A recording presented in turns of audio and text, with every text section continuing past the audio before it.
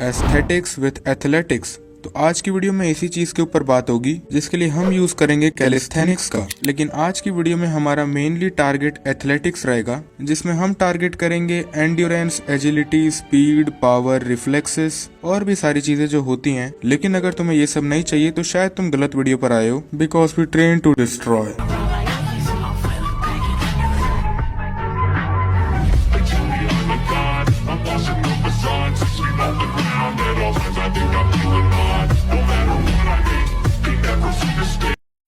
सबसे पहले movements like pushups, pullups, squats, ये सब कैलिस्थेनिक्स का पार्ट है। कई लोगों के लिए एक पुलअप लगाना भी बहुत बड़ी अचीवमेंट है। फर्स्ट हम बात करेंगे कि तुम्हें अपने रूटीन में क्या मिस्टेक्स नहीं करनी है ताकि तुम्हारी एथलेटिक परफॉर्मेंस पर कोई दिक्कत ना आए। तो जो पहली चीज तुम्हें याद रखनी है वो है कि कभी भी तुम्हें दो कंपाउंड मूवमेंट जो कि सेम मसल ग्रुप को टारगेट करते हैं, तुम्हें कभी भी उन्हें एक ही साथ नहीं लगाना है, मतलब एक ही दिन पर नहीं लगाने हैं। जैसे कि डिप्स और पुशअप्स, तुम्हें कभी भी इन दोनों को एक ही वर्कआउट रूटीन में ऐड नहीं करना है, क्योंकि दोनों में सेम मसल ग्रुप टारगेट होते हैं। ऐसे में तुम्हारी मसल्स के ऊपर अननेसेसरी लोड डालेंगे। लेकिन फिर भी तुम्हें हर वर्कआउट में कम से कम 1 से 2 कंपाउंड मूवमेंट रखने हैं, और उसके अलावा basic skills like handstand, plank, ये सब ऐड कर सकते हो। और इसके अलावा क्या तुम्हें हर सेट में टिल फेलियर तक ट्रेन करना चाहिए? वेल, ये तुम्हारे लेवल पर डिपेंड करता है। अगर बिगिनर हो तो हर बार फेलियर तक जाने की जरूरत नहीं होती है, पर अगर एडवांस एथलीट हो तो हर बार फेलियर तक जा सकते हो, क्योंकि मैं फेलियर तक ही ट्रेन करता हूँ। लेकिन तुम्हें इसीलिए नहीं करना चाहिए क्योंकि स्टार्टिंग में हमारे जॉइंट्स बहुत ही वीक होते हैं, तो ऐसे में इंजरी के चांसेस बहुत हाई होते हैं। उसके अलावा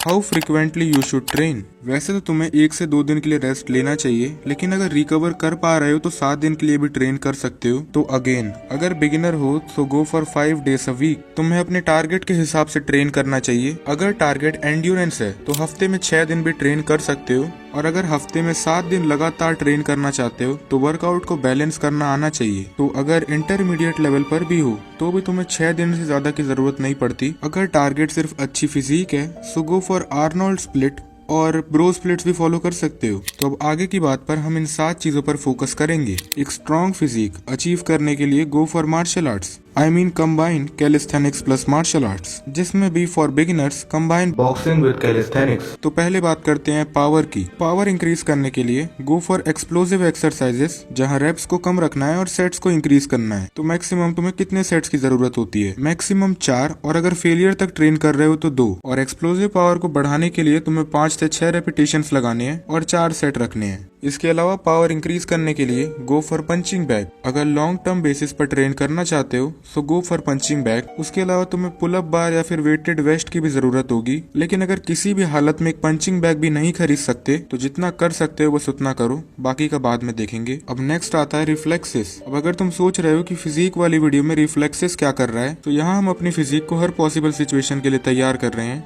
सो you can get close to perfection. इसके लिए तुम्हें ड्रिल्स करने चाहिए, जिसके लिए तुम्हें पहले अपना रिएक्शन टाइम इंक्रीज करना है। जिसके लिए पहली चीज तो तुम किसी और को अपनी तरफ पंचेस थ्रो करने के लिए कह सकते हो। उसके अलावा अलग ड्रिल्स परफॉर्म कर सकते हो, क्योंकि हो सकता है कि तुम्हारे पास पंचेस थ्रो करने के लिए या फिर प्रैक्टिस करने के लिए कोई और ना हो। So practice basic drills like use head movement in Shadow boxing, जहाँ तुम्हें सिर्फ पंचेस थ्रो नहीं करने हैं बल्कि ऐसा एक्ट करना है कि तुम पंचेस को डॉज भी कर रहे हो। और उसके अलावा तुम घर पर एक ऐसी रोप बांध सकते हो जिसमें तुम्हें हेड मूवमेंट और फुटवर्क का साथ में इस्तेमाल करना है। मतलब एक तरह से तुम पंचेस को आगे बढ़ते हुए डॉज कर रहे हो, क्योंकि कोई भी काम करने पर तुम्हारे ब्रेन पर भी प्रेशर आता है। और उसके अलावा पूरा रिकवर होने के लिए भी तुम्हें 8 आवर्स की स्लीप लेनी चाहिए। तो अब बात करते हैं स्पीड की, जहाँ तुम्हें एंडलेस स्प्रिंट्स और जंप रोप लगाना है। मतलब ये तुम्हें तब तक लगाने हैं जब तक तुम थक कर नहीं रुक जाते, और ये पॉइंट मैंने पहले भी कई बार कवर कर रखा है, तो इसके लिए बस इतना ही। तो अब आते हैं एंड्योरेंस पर। एंड्योरेंस के लिए मैं तुम्हें कहूंगा go for high volume training, जहां तुम्हें सेट्स और रेप्स को बढ़ाना है। फॉर एग्जांपल, अगर तुम अभी तक 30 डिप्स लगा रहे थे तो ट्राई करो कि अब तुम 50 लगाओ। अब मान लो कि तुमसे एक बार में 25 डिप्स लग जाते हैं,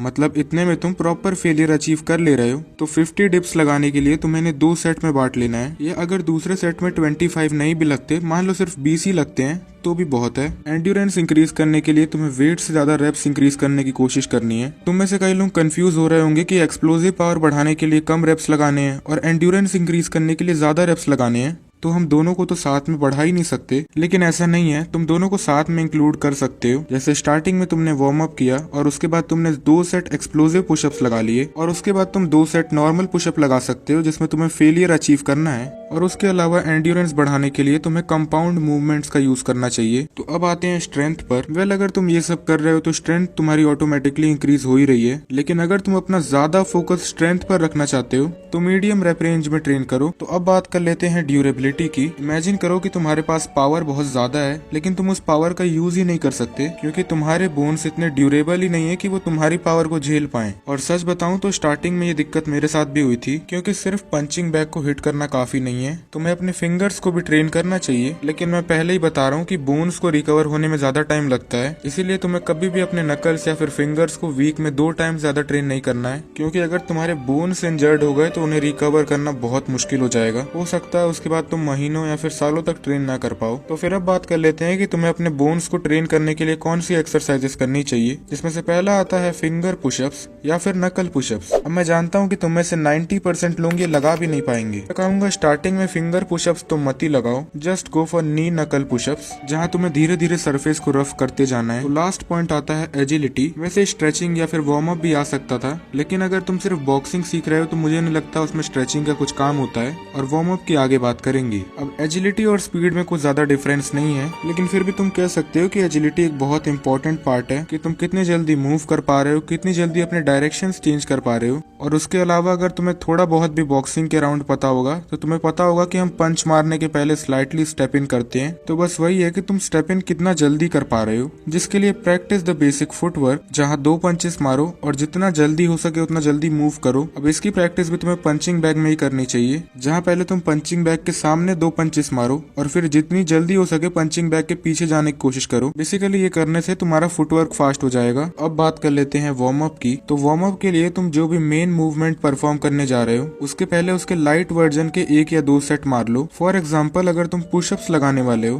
तो उसके पहले नी पुशअप्स लगा सकते हो वार्म अप के लिए, या अगर स्क्वाट्स लगाने वाले हो तो जंप लगा सकते हो और बेसिक स्ट्रेचेस परफॉर्म कर सकते हो, क्योंकि वार्म अप का मेन काम ही है तुम्हारे मसल्स को एक्टिवेट करना। So now let's talk about calisthenic skills. अब जो बिगिनर्स हैं उनके लिए तो पुशअप और पुलअप ही एक स्किल जैसा है, और मैं एडवांस लोगों के लिए भी बात नहीं करना चाहता, क्योंकि गिन के मुझे भी 3 या 4 ही एडवांस स्किल्स आती हैं, जैसे कि 1 आर्म पुशअप, हैंड स्टैंड, और इन स्किल्स के ऊपर एक सेपरेट वीडियो आएगी। इसके अलावा कैलोरीज काउंट करना चालू करो, और आई गेस प्रोटीन का तो काफी लोगों को पता होगा, तुम्हें अपने बॉडी वेट का डबल प्रोटीन कंज्यूम करना है। लेकिन अगर बहुत ज्यादा ओवरवेटेड हो तो ये जरूरी नहीं है, ओवरवेटेड लोगों के लिए 1.5x प्रोटीन भी इनफ होता है। तो अब अगर बात करूं मैं कैलोरीज की, तो परफॉर्मेंस इंक्रीज करने के लिए तुम्हें हमेशा 200 के सरप्लस में खाना चाहिए, लेकिन अगर ओवरवेट हो सो गो फॉर द डेफिसिट। तो कभी भी तुम्हें हैवी बल्क पर नहीं जाना है, क्योंकि इससे तुम्हारे एस्थेटिक्स को तो कुछ खास फर्क नहीं पड़ेगा, तुम्हें बस कट करना है और तुम मसल मास प्रिजर्व कर लोगे, लेकिन तुम्हारी मूवमेंट स्लो हो जाएगी। भले पावर और स्ट्रेंथ बढ़ जाए पर स्पीड कम हो जाएगी, इसलिए तुम्हें हमेशा स्लाइट सरप्लस पर ही रहना है। तो बाकी बस फिर आज की वीडियो के लिए इतना ही। अब अगर तुमने सब्सक्राइब कर दिया है तो हम दोबारा मिलेंगे, नहीं तो शायद ही हमारी आखिरी मुलाकात थी। Bye bye. 君の中にある赤と青き線も